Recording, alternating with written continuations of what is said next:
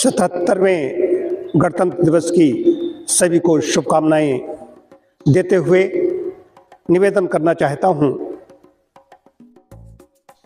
कि विकसित भारत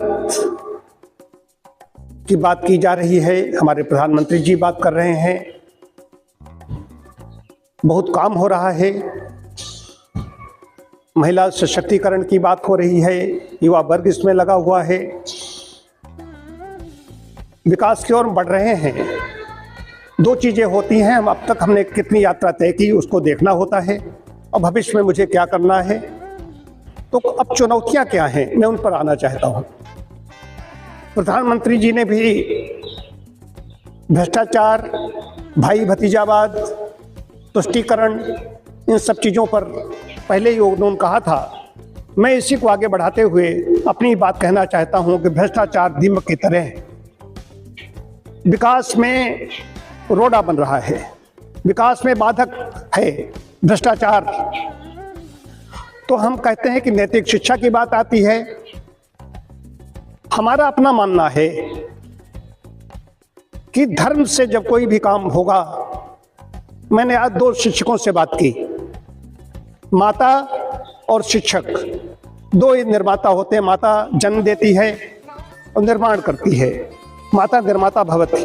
उसके बाद शिक्षकों की जिम्मेदारी होती है।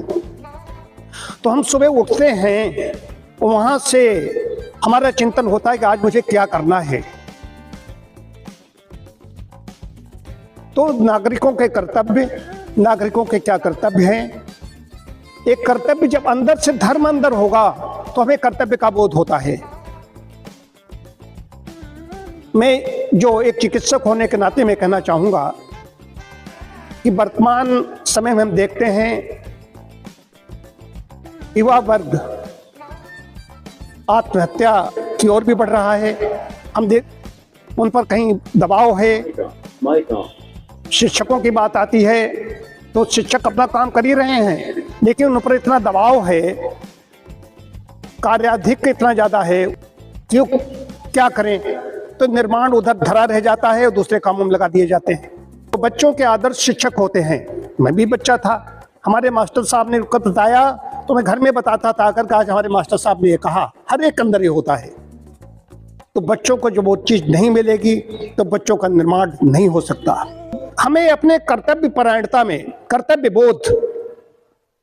बोध ये मैं कहूँ, आज मैं जब उठ करके जैसे मैं खोलने वाला था दरवाज़ा, 5 बजे इनकी ड्यूटी शुरू होती है, वो 4 बजे के बाद